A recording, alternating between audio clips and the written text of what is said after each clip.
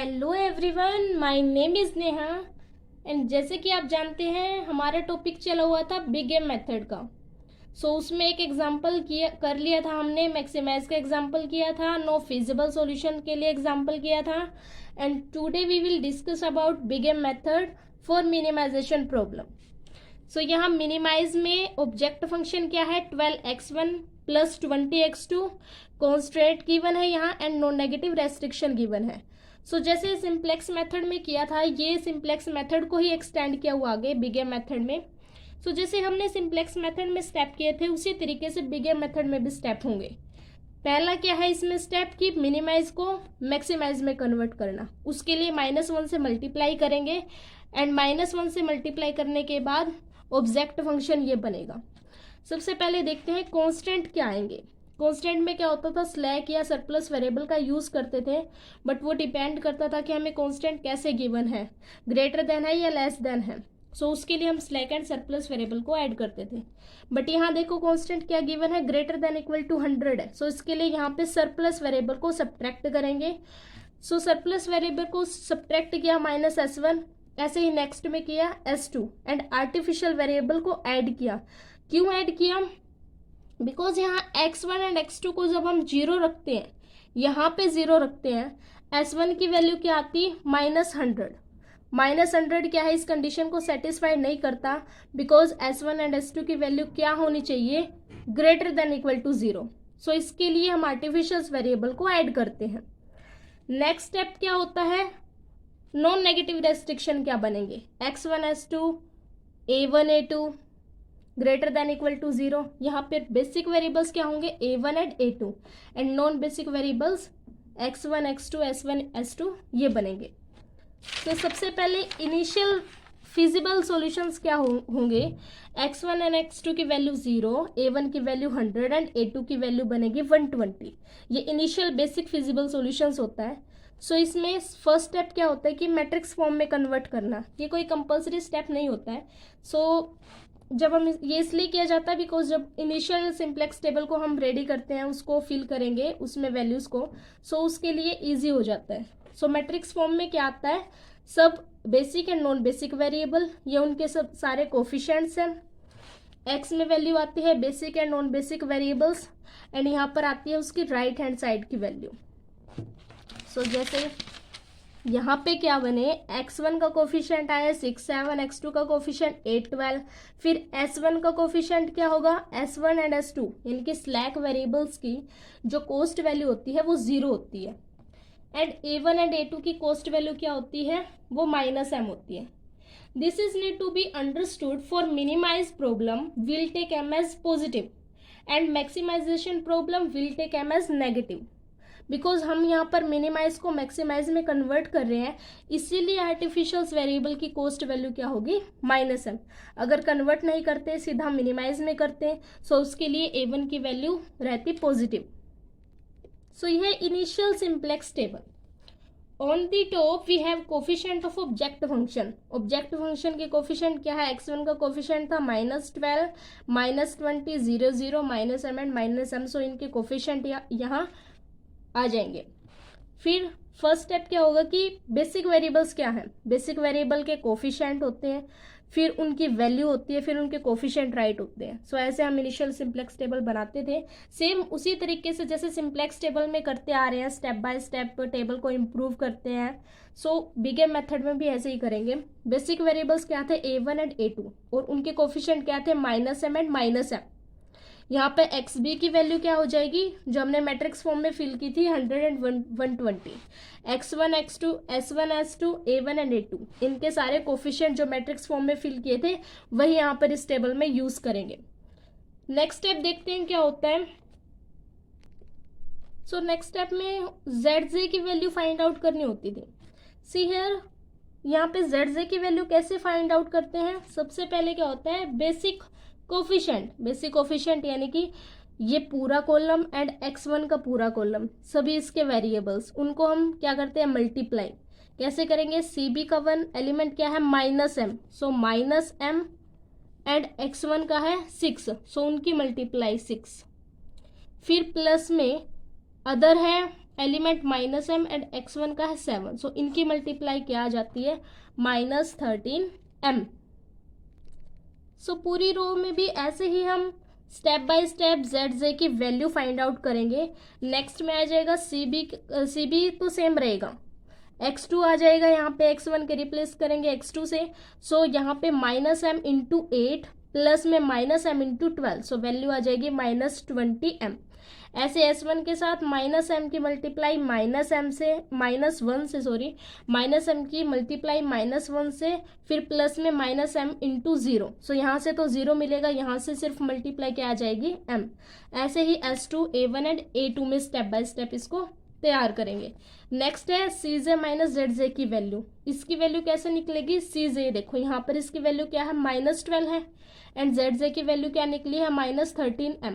सो यहाँ से -12 माइनस तो ये रहेगा एंड ZJ की वैल्यू क्या थी -13m। सो यहाँ से क्या आ गया -12 प्लस में 13m। सो इसी तरीके से इस प्रोसेस को अप्लाई करेंगे, यहाँ पे CJ माइनस ZJ की पूरी रो की वैल्यू आ जाएगी। सो यहाँ पे हम निकालेंगे मिनिमम रेशियोज। मिनिमम रेशियोज को निकालने के लिए हमें की कॉलम्स पता होने चाहिए एंड की कॉलम्स कैसे निकालते हैं, सबसे पॉजिटिव एलिमेंट को देख के। जो CJ माइनस ZJ की वैल्यू होती है उसमें हम सबसे पॉजिटिव एलिमेंट देखते हैं। सो इसमें सबसे पॉजिटिव एलिमेंट क्या है, यहाँ पे देखो 13m है, 20m है एंड ये नेगेटिव है, ये 0 0 है। सो मोस्ट पॉजिटिव क्या आया x2, ये पूरा कॉलम। सो ये कॉलम क्या हो जाएगा की कॉलम। फिर निकालेंगे हम मिनिमम रेशियोज को। मिनिमम रेशियोज में क्या आता है XB को डिवाइड में x2 यानी कि की कॉलम्स। सो XB की वैल्यू क्या है 100 है एंड x2 का वन एलिमेंट क्या है 8 है। सो इन दोनों की जब डिवाइड की सो आया 12.5, फिर 120 एंड x2 का क्या एलिमेंट अदर एलिमेंट 12, सो इसकी डिवाइड की तो आया 10। अब इस पूरे कॉलम्स में जब हमें मिनिमम रेशियोज निकल जाता है सो उसमें हम देखते हैं सबसे मिनिमम वैल्यू क्या है। सो इसमें सबसे मिनिमम वैल्यू क्या है 10 एंड 10 क्या होता है की रो। सो की रो मिलने के बाद हमें क्या फाइंड आउट करना है की एलिमेंट। की एलिमेंट कैसा होता है, दोनों के इंटरसेक्शंस में जो भी एलिमेंट होता है वो हमारा की एलिमेंट होता है। अब ये देखो ये पूरी रो क्या है की रो एंड ये था की कॉलम। सो दोनों के इंटरसेक्शन में क्या एलिमेंट आया 12, सो 12 क्या होगा की एलिमेंट। की एलिमेंट के बाद ये देखो यहाँ पे क्या स्टेप होगा, स्टेप क्या होगा, ये पूरी रो क्या है A2, ये A2 की पूरी रो है, ये कॉलम है x2 का। सो यहाँ पे एंटरिंग क्या होगी, किस वेरिएबल्स को एंटर होगा और किस वेरिएबल्स यहाँ से लीव होगा। सो जैसे सिंप्लेक्स टेबल में भी किया था, हर एक टेबल्स में से एक एक वेरिएबल्स क्या होता है एंटर होता है एंड एक एक वेरिएबल्स लीव होता है। So one variable will enter and other variables will leave. So क्या हो जाएगा x2 एंटर होगा एंड A2 क्या होगा लीव हो जाएगा। उसके बाद ये देखो यहाँ पे की एलिमेंट जो बना है, की एलिमेंट को हमें कैसे बनाना है A2 के जैसा एंड A2 के क्या क्या एलिमेंट्स थे 0 एंड 1, यानी कि यहाँ पे 0 होना चाहिए, यहाँ पे 1 होना चाहिए। उसके लिए हम क्या ऑपरेशन यूज करेंगे, इसको हम R1 मान लेते हैं, इसको R2 मान लेते हैं। सो यहाँ पे हमें 1 कब मिलेगा, जब हम इस पूरी रो को यानी कि 12 से क्या कर देंगे डिवाइड कर देंगे। जब हम इसको 12 से डिवाइड करेंगे यहाँ पे 1 मिल जाएगा। सो इस पूरी रो पे ऑपरेशन लगेगा और जो रो हमारी नेक्स्ट बन के आएगी उसको हम R2 डैश उसको हम लेट कर लेंगे। सो यहाँ पे जब हमने 12 को 12 से डिवाइड किया सो यहाँ पे मिला 1। नेक्स्ट टेबल इसकी क्या होगी, सो सबसे पहले इसमें इस रो को देखते हैं, जब ऑपरेशन लगे तो क्या क्या R2 डैश हमारी क्या होगी। सो यहाँ पे 12 के साथ डिवाइड करेंगे सो आ जाएगा 10। सो XB की वैल्यू है 10 एंड नेक्स्ट में 7 की 12 से डिवाइड, सो 7 डिवाइड 12, यहाँ पे 1 आ गया, यहाँ आ गया 1। नेक्स्ट में आ जाएगा 0 जब 12 से मल्टीप्लाई होगी, यहाँ पे -1/12, सो -1/12। यहाँ पे भी आ जाएगा 0 एंड यहाँ 1 डिवाइड में 12, सो 1/12। ये आई हमारी न्यू रो यानी कि R2 डैश। अब R1 देखते हैं, इस पे क्या ऑपरेशन लगाने हैं, बिकॉज यहाँ पे हमें 0 चाहिए। अब देखो R2 डैश क्या आ गई, ये एलिमेंट देखो पहले 1 है और यहाँ पे क्या चाहिए हमें 0, यानी कि यहाँ अब एलिमेंट क्या है 8 है। अगर हम इसको 8 के साथ मल्टीप्लाई करके इसमें से सब्ट्रैक्ट कर दे सो क्या आ जाएगा 0, यानी कि देखो R1 पे क्या ऑपरेशन लगेगा, सो यहाँ क्या ऑपरेशन लगेगा, R1 डैश पे ऑपरेशन लगेगा, R1 minus 8 R2 dash. R1 का वन एलिमेंट देखते हैं पहले, उस पर ऑपरेशन लगा के, क्या है यहाँ पे 8 है, सबसे पहले इसको देखते हैं।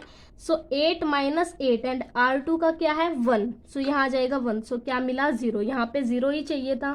सो इस पूरी रो पे ऑपरेशन लगाने के बाद, यही ऑपरेशन लगाने के बाद R1 डैश इसको लेट कर लेते हैं पूरी रो को।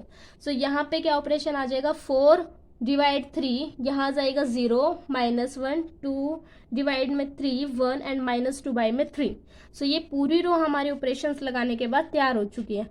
जैसे हमने इसमें फर्स्ट टेबल में स्टेप किए थे, सेम एज इट इज हमने इस टेबल में फर्स्ट इम्प्रूव टेबल में स्टेप करनी है। यहाँ पे सीजे की वैल्यू क्या वही रहेगी, ऑब्जेक्ट फंक्शन के कोफिशिएंट।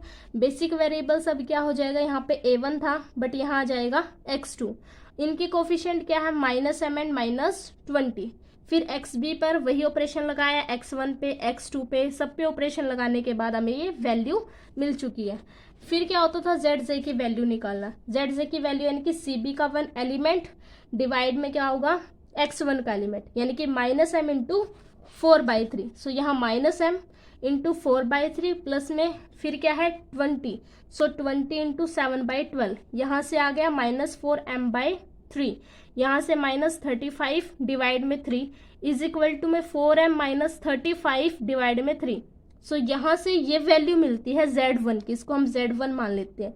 सो Z1 की वैल्यू मिली -4m माइनस 35 डिवाइड में 3। सो इसी तरीके से नेक्स्ट x2 पे यही अप्लाई करेंगे, S1 पे भी ये स्टेप अप्लाई करेंगे, S2 पे भी। सो इनकी पूरी वैल्यू यानी कि ZJ की कंप्लीट रो में वैल्यूज क्या आ जाएगी एलिमेंट्स की, -20m फिर -2m प्लस 5 डिवाइड में 3, यहाँ आ जाएगा -m एंड यहाँ 2m माइनस 5 डिवाइड में 3। अब CJ माइनस ZJ की वैल्यू कैसे निकालेंगे, सबसे पहले CJ का वन एलिमेंट क्या है -12, फिर माइनस ZJ का -4m माइनस 35 डिवाइड में 3। सो इसके सॉल्यूशंस के बाद क्या वैल्यू मिलेगी, -1 प्लस 4m डिवाइड में 3। ऐसे ही देखो 20 है यहाँ पे, सो यहाँ आ जाएगा -20, ये हो जाएगा +20। सो दोनों पे ये स्टेप अप्लाई होगा, सो वैल्यू आ जाएगी 0।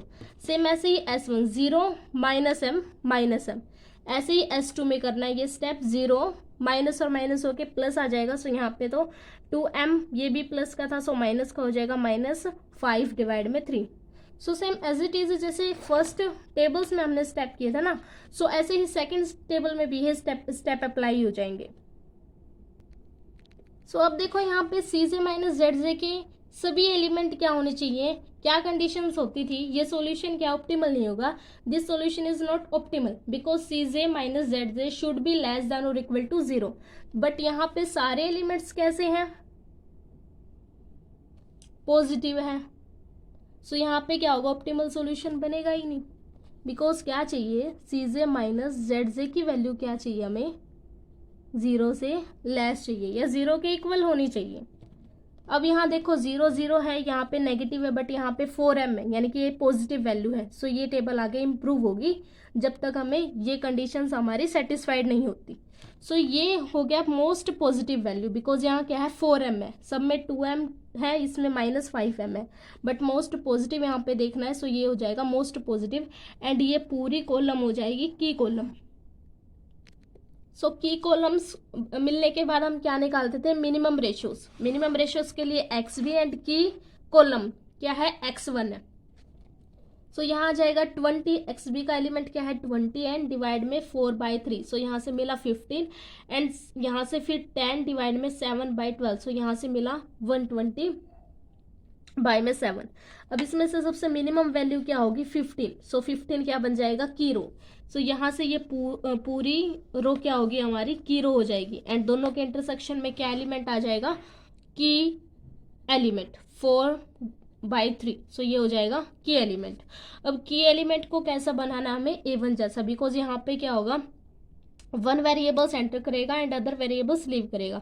सो x1 यहाँ पे एंटर करेगा एंड a1 लीव करेगा। सो a1 को हमें कैसे बनाना होता है कि एलिमेंट को बनाना होता है a1 जैसा। सो a1 में क्या एलिमेंट है 1 एंड 0, यानी कि यहाँ 1 होना चाहिए था एंड यहाँ 0 होना चाहिए था। बिकॉज यहाँ पे क्या है, बट यहाँ पे क्या है 4 बाई में 3 एंड यहाँ पे 7 बाई 12 है। सो यहाँ पे 1 लाने के लिए हमें क्या ऑपरेशंस लगाना पड़ेगा, अगर हम इसको 4 बाई 3 से ही डिवाइड कर दे सो यहाँ क्या मिल जाएगा 1 मिल जाएगा। सो यही ऑपरेशन हम नेक्स्ट जब इम्प्रूव करेंगे टेबल में यही ऑपरेशन हम लगाएंगे। सो क्या हो जाएगा ऑपरेशन नेक्स्ट जब करेंगे उसको हम r1 डबल डैश का नाम दे देंगे। सो यहाँ पे r1 डैश क्या है, r1 डैश एक बार ये एलिमेंट देखते हैं, यानी कि यहाँ पे क्या है 4 डिवाइड 3, उसको हम डिवाइड कर देते हैं 4 डिवाइड 3 में। सो क्या मिल जाएगा हमें 1। सो ये ऑपरेशन पूरी रो पे ही लगाना है।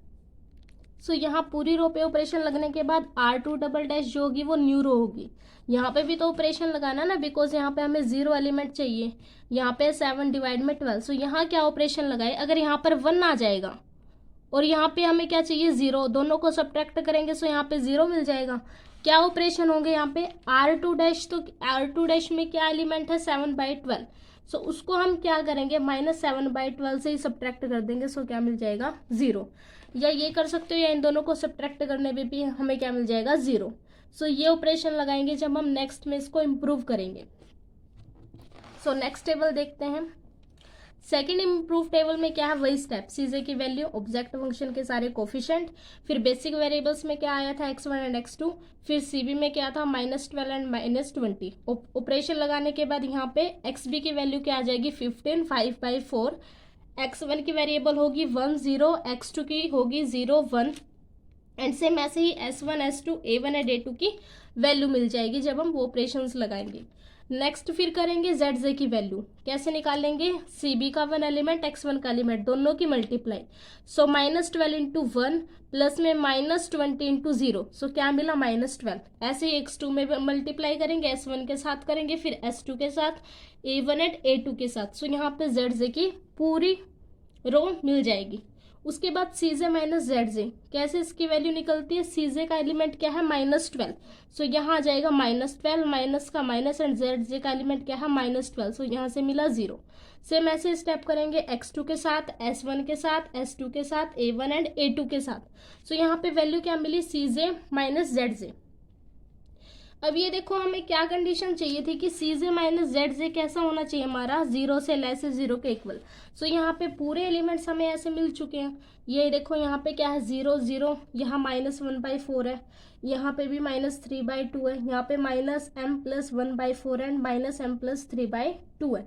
सो यहाँ पे माइनस है, m है एंड सारे एलिमेंट्स क्या है माइनस है, ये 0 के इक्वल है। सो यहाँ पे हमारा प्रोसेस स्टॉप हो जाएगा, बिकॉज हमें जो कंडीशन चाहिए थी ऑप्टिमल सॉल्यूशन के लिए वो कंडीशन यहाँ पे मिल चुकी है। एंड हमारा सॉल्यूशंस कैसा होगा, ऑप्टिमल बेसिक फिजिबल सॉल्यूशन होगा। क्यों होगा, क्योंकि यहाँ पे कोई भी आर्टिफिशियल वेरिएबल नहीं है। अगर बेसिक वेरिएबल्स हमारा आर्टिफिशियल वेरिएबल मिल जाता सो वहाँ पे क्या सॉल्यूशंस होता, नो फिजिबल सॉल्यूशन। बट यहाँ पे सिर्फ क्या है x1 एंड x2 है। सो उसके लिए हमारा ऑप्टिमल सॉल्यूशन क्या होगा, basic feasible solution. And x1 की वैल्यू अब क्या है 15, x2 की वैल्यू क्या है 5 बाई 4। इसको हम किस में पुट करेंगे, मैक्स जेड डैश में पुट करेंगे। सो वहां पे पुट किया -12 है, x1 की वैल्यू क्या है 15, -20, x2 की वैल्यू क्या है 5 बाई 4। यहां से क्या वैल्यू मिली -205। अब नेक्स्ट स्टेप क्या होगा, अगर हम कुछ भी कोई भी टेबल होती है मिनिमाइज का एग्जांपल करते हैं, अगर मिनिमाइज को मैक्सिमाइज में कन्वर्ट करते हैं सो नेक्स्ट लास्ट स्टेप में क्या होगा कि उसको दोबारा से अगर उसमें नेगेटिव वैल्यू आती है उसको पॉजिटिव बनाना। यानी कि अगर हम मैक्स जेड डैश लेते हैं सो यहाँ पे क्या लग जाएगा नेगेटिव। सो मिनिमाइज जेड क्या हो जाएगा माइनस मैक्स जेड डैश, यानी कि ये पॉजिटिव में इसकी वैल्यू हो जाएगी। सो यही हमारा क्या होगा ऑप्टिमल सॉल्यूशन होगा। सो उसके लिए जैसे हमने बिगेम मेथड में मैक्सिमाइज के लिए स्टेप बाय स्टेप टेबल को इम्प्रूव किया था, सेम इसमें भी ऐसे ही किया है। बट वहाँ क्या था मैक्सिमाइज का एग्जाम्पल था, उसमें हमने किसी में कन्वर्ट नहीं किया था एंड ये स्टेप भी नहीं होगा बिकॉज वहाँ पर ऑलरेडी क्या था मैक्सिमाइज का एग्जाम्पल था। बट यहाँ हमने मिनिमाइज का एग्जाम्पल लिया है एंड पहले उसको कन्वर्ट किया है मैक्सिमाइज में। सो यही है एक बिगेम मेथड फॉर मिनिमाइजेशन के लिए। Thank you.